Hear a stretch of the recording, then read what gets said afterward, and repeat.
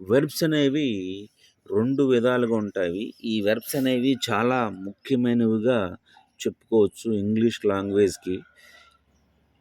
ఆ 2 విధాలేంటంటే regular verbs, irregular verbs. ఈ వీడియోలో మనం ఇర్రెగ్యులర్ వెర్బ్స్ గురించి తెలుసుకుందాము. మనము చేసే పనిని తెలియచేయు మాటను వెర్బ్ అంటారు. వెర్బ్ లేని సెంటెన్సు ఉండదు. బేస్ ఫార్మునకు డి గాని, ఈడీ గాని చేరుట వలన సింపుల్ ఫాస్ట్ మరియు పాస్ట్ పార్టిసిపుల్ ఏర్పడకపోయినట్లయితే అలాంటి వెర్బులను ఇర్రెగ్యులర్ వెర్బ్స్ అని అంటాము.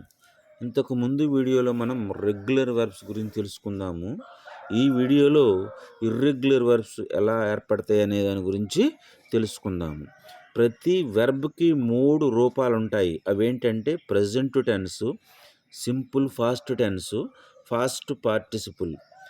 దీన్ని ప్రెజెంట్ టెన్స్‌ని base form of the verb అంటాము. వెర్బ్ 1 కూడా అంటాము. సింపుల్ ఫాస్ట్ టెన్స్‌ని వెర్బ్ 2 అనుకోండి. పాస్ట్ పార్టిసిపుల్‌ని వెర్బ్ 3 అనుకోవచ్చు. అనుకుంటే ఇప్పుడు చూడండి, ఇక్కడ కొన్ని ఉదాహరణలు పరిశీలిద్దాం మనం. ఎరైజ్ లేచుట, ఎరోజ్ లేచెను, ఎరైజన్. చూడండి, ఇక్కడ వెర్బ్ 1, వెర్బ్ 2, వెర్బ్ 3లు అనేవి డిఫరెంట్‌గా ఉన్నాయి. ఈ ఎరైజ్‌కి డి గాని, ఈడీ గాని చేరకుండా ఈ ఎరైజ్ అనే ప్రెజెంట్ టెన్స్‌కి ఫాస్ట్ టెన్స్‌గా ఎరోజ్ వచ్చింది.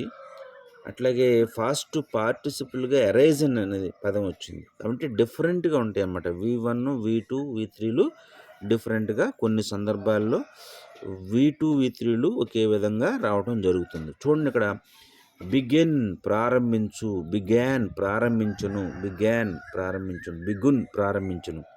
కమ్ వచ్చుట, కేమ్ వచ్చెను, కమ్ వచ్చెను. డ్రైవ్ నడుపుట, డ్రోవ్ డ్రైవన్. ఈట్ తినుట, ఏట్ ఈటన్. ఈ విధంగా V1, V2, V3లు డిఫరెంట్ ఫామ్‌లో వచ్చినట్లయితే దీన్ని ఏమంటారంటే ఇర్రెగ్యులర్ వెర్బ్స్ అని అంటారు. మరికొన్ని ఎగ్జాంపుల్స్ మీరు ప్రాక్టీస్ చేస్తే ఈ ఇర్రెగ్యులర్ వెర్బ్స్ గురించి పూర్తిగా తెలుసుకోగలుగుతారు. Thank you for watching this video.